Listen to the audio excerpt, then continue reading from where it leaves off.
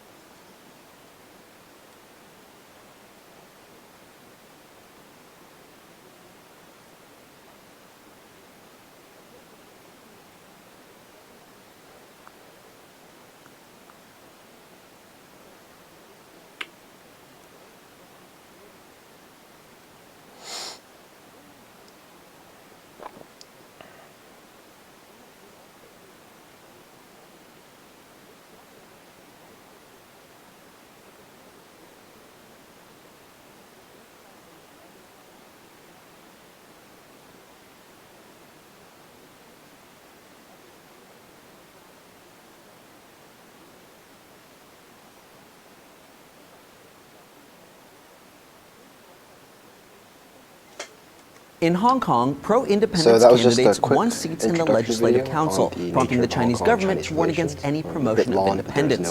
So what exactly is the nature of their complicated relationship?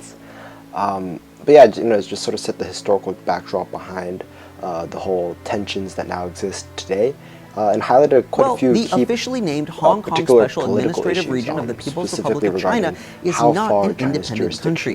From about the mid-1800s, Hong Kong was a British-occupied colony, stemming from the spoils of the Treaty of Nanking after the First Opium War. But in 1997, following years of Sino-British negotiations, the British left Hong Kong, ceding it to China under a new form of autonomy called One Country, Two Systems. Essentially, this was a compromise between Hong Kong wanting to be fully autonomous and sovereign, and China wanting to exert control over its neighboring territory.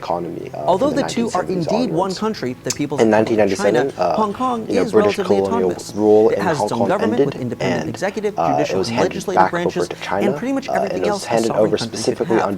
Legal system, law enforcement, immigration policy, even its own currency, the Hong Kong dollar, also called a Hongki. But the autonomous region is fully dependent on China for its military, which has a specific Hong Kong military division, and in return, Hong Kong most crucially, recently in 2014, China reasserted its ability to shortlist chief executive candidates. The concern here was that many youth at this time were protesting and uprising for full democracy, where all the people could choose all the candidates and then do a simple majority vote in the end.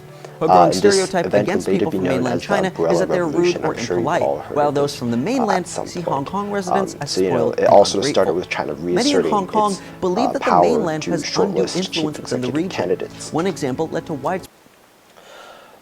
So now we'll be moving on to some of the details of the conflict that pervade Hong Kong and China today. So in his article, One Country, Two Systems, How Hong Kong Remains Distinct from China, Yoon McKitty points out that one of the tenets of Hong Kong's basic law is that Hong Kong will be able to develop its democracy under its own autonomy. Beijing, however, has shown discontent with this status quo. In 2014, they released a white paper reaffirming their complete jurisdiction over Hong Kong. And their policy in 2014 of shortlisting candidates for the chief executive also reflects this particular sentiment. So this sort of conflict regarding basic law and its interpretation is very crucial in the Hong Kong-Chinese conflict. Another point of contention that is political is the right of assembly. Being under a different system, Hong Kong has some key political rights that are lacking in China. Crucially, the right of assembly, as demonstrated by the Umbrella Revolution. However, China has since criticized such revolts, arguing that Hong Kong people have more civilized channels to express their opinions, and that their protests were counterproductive ultimately. Thirdly, the economic relations between China and Hong Kong also bind the two tightly together. Much of China's growth in the 70s and 80s can be attributed to Hong Kong's free market, and China has benefited greatly from the investment, energy, and entrepreneurship that Hong Kong provides. In this same vein, Hong Kong's dependence on China grows with its economic clout. This is because lots of Hong Kong's business comes from the re-exportation of Chinese goods. The reason why multinational companies are so interested in Hong Kong are because A, its lack of restrictions and regulations as a free market society, but second, because it acts as a key gateway to Chinese manufacturing. Finally, and perhaps what is most apparent to me as an individual in Hong Kong, are the cultural clashes between Hong Kongers and Chinese. So even though the heritage of both cultures is similar, you see many of the festivals as being in common, and a lot of the food that's eaten is very, very similar. The cultural norms the two actually bring to the table are very different. In particular, Hong Kongers take special note to critique and scrutinize those brought over by mainland tourists. Specifically, how there's this stigma that mainland tourists always allow their children to defecate in public everywhere, which is definitely true to an extent, perhaps blown out of proportion by the rest of the Hong Kong people, and this sort of pervading political economic conflict that has underpinnings to this cultural tension. However, at the end of the day, it is most important to recognize that the first two contentious points, that of basic law and the right to assembly, are the most important. These are the most significant clashes of this debate, and from this political discourse stems all the other points of issue. Now, what is Hong Kong's opinion? First, Hong Kong believes that China's political meddling is hampering Hong Kong's economy. Hong Kong's economy relies on the cornerstone of free markets and independent judiciaries. And the reason why multinational companies invest and settle there is because of the lack of regulation and the independent judiciaries that are present. This particular view is supported by the New York Times editorial board in the article China Bullies Hong Kong. And they argue that the problems caused by political intervention are twofold. First, it dampens the allure of Hong Kong, because when China intervenes, that means there are less independent judiciaries and the free market is less free, which are the primary reasons why you see so many multinational companies invest. But second, it also causes unrest. When China intervenes, the people, especially the young people in Hong Kong, are very, very upset, and this results in lots of discord. And when this discord occurs, then the companies are less inclined to invest in Hong Kong because it appears to be less stable and less safe. For Hong Kongers, they hold tightly onto their governing rule of law, which is the basic law. Here, it guarantees freedoms like independent judiciaries and the freedom of assembly and speech. And while it does give provisions for China to interpret the law, never before 2014 has China interpreted the basic law without asking the Hong Kong government or a Hong Kong judiciary. China's efforts in 2014 to vet chief executive candidates is seen by Hong Kong people as an alarming change in China's interventionist policy. And finally, one can argue that the presence of multiple global firms in Hong Kong has exposed the local culture to different beliefs. Among them, a pervading belief in democratic institutions and the rights and individual rights like natural rights. This effect is seen particularly clearly in the youth, those who are raised in this amalgamation of cultures, as you see them being extremely radical, and some even believing that there should be full independence from China. You know, Hong Kong should secede as its own independent state. In some ways, the free market of Hong Kong has bred an environment for people to seek the maintenance of a democratic status quo, and for some to even look for a revolution. Now, China opposes this on many levels, and their argument sort of rests on three primary points. First, that they believe Hong Kong people should be content with the vetted democracy that China wants to implement. In fact, as stated in Andrew Brownie's article, China's World, The View on Protest from Old Hong Kong, this form of democracy is still a great leap forward from the days of colonial British rule. At least this time, the chief executive will still be chosen by majority rule. Back under British colonial imperialism, enfranchisement wasn't even guaranteed to all these citizens. So, you know, they believe that Hong Kongers should be content with the rights that they're given, even under China's system. In this same idea, Hong Kong has developed to unforeseeable heights as a result of its inclusion with China. You know, China is Hong Kong's biggest trade partner, and for many, they consider Hong Kong's business opportunities as viable because they act as a gateway to China's manufacturing industry. Without China, Hong Kong has very little economic leverage, and it loses much of its value as a key connection for companies into the heart of the biggest economy, of one of the biggest economies in the world. And finally, China crucially provides Hong Kong with military protection. While perhaps undervalued in the increasingly globalistic society of today, instead of the war-torn age of the 20th century, military clout is not to be underestimated. Especially under the defense of a giant like China, Hong Kong has no need to worry at all about attacks from foreign nations, and can easily quell excessive disturbance within if China decides to intervene more forcefully. So the fact of the matter is that all of these factors combined, China believes that Hong Kong shouldn't be, you know, protesting against the mainland, because the mainland has already given Hong Kong all these crucial provisions, and that Hong Kong should be content with the state that they're in now. So the following is going to be an interview with Mr. Coombs, who is a teacher at my school, but he has been in Hong Kong since before the handover, so he's had a lot of experience in sort of seeing this relationship evolve over time.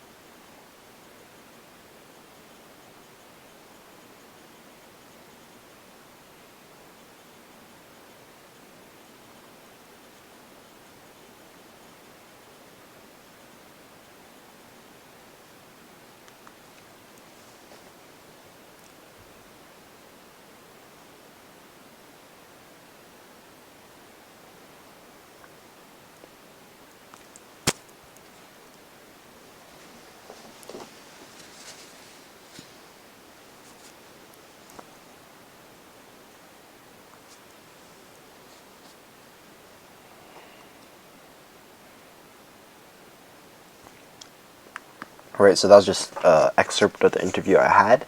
Amongst other things, he addressed a lot of the questions regarding handover.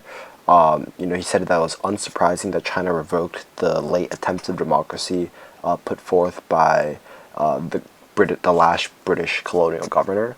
And he also very surprisingly talked about how the Hong Kong attitude towards mainland tourists was a lot more receptive back then. They were very thankful to be under mainland hegemony.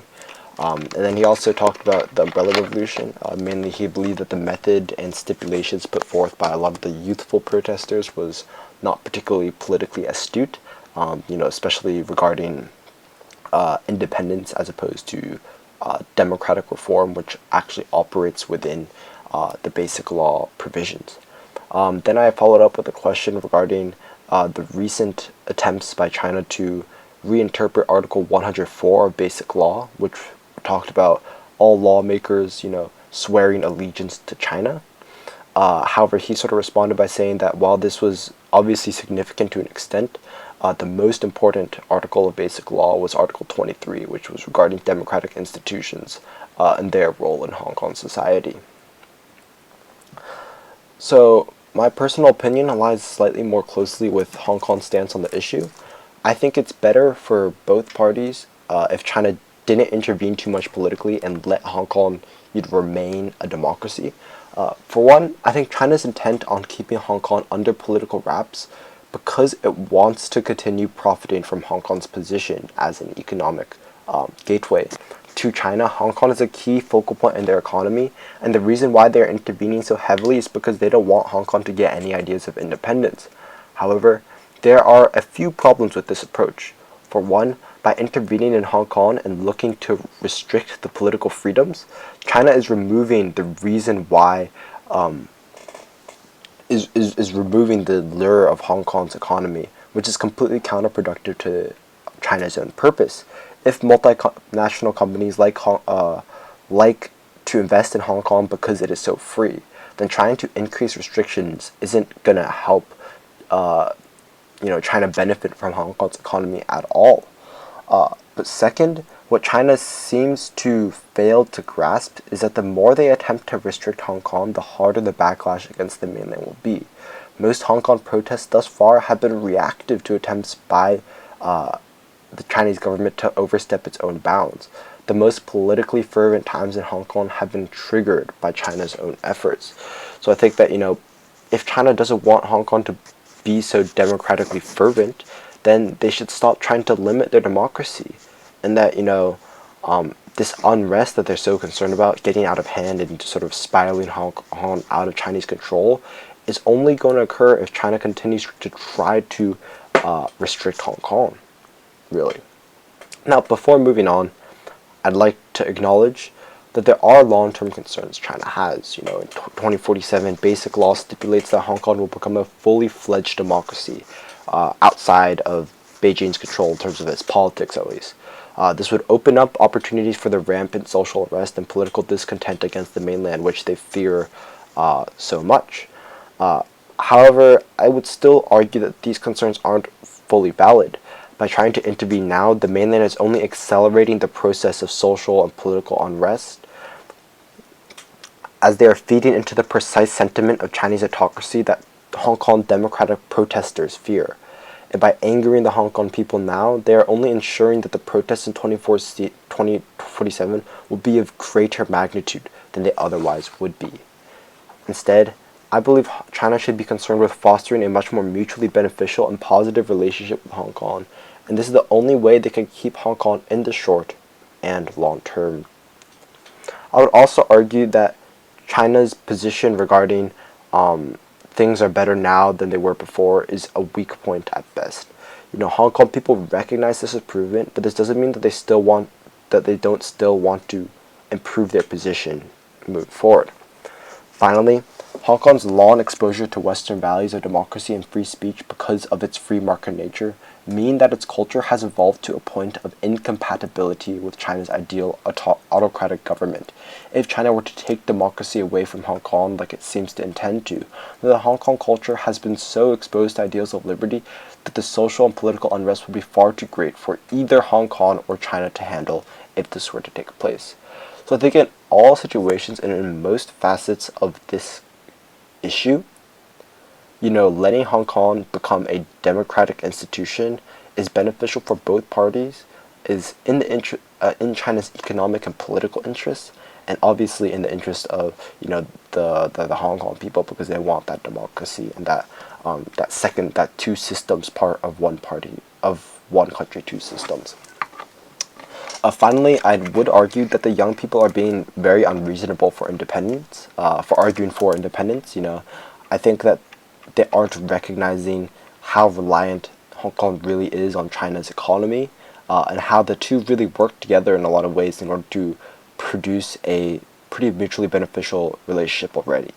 And I think that independence won't work politically.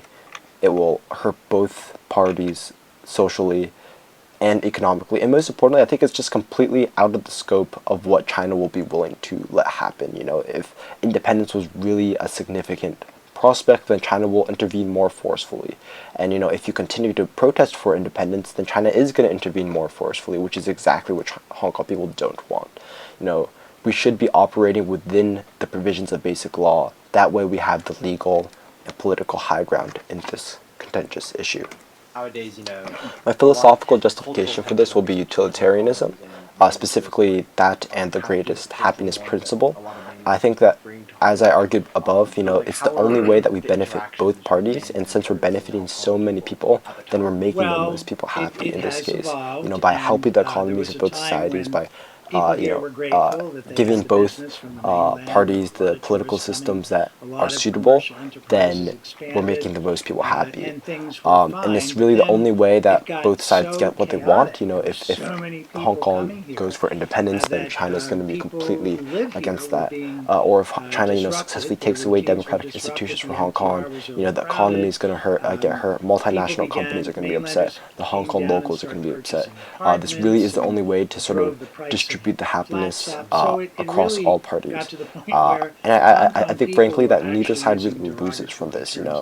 There's so many benefits from this that neither side really necessarily loses any happiness that they otherwise would get if they were to get the most extreme results of their or extreme wish of their position. And despite the fact that the Hong Kong people may feel like it's their duty to defend their rights, sort of from a deontological perspective, it's like their duty to fight against this tyrannical government, to defend the rights of their basic law. The sheer practical benefit that I've outlined above for both sides far outweighs this, and if that small minority of people continue to want to advocate for independence, then that would be selfish, in that it would be against the best interest of the majority of the Hong Kong people and the majority of the Chinese people as well. Thank you for listening.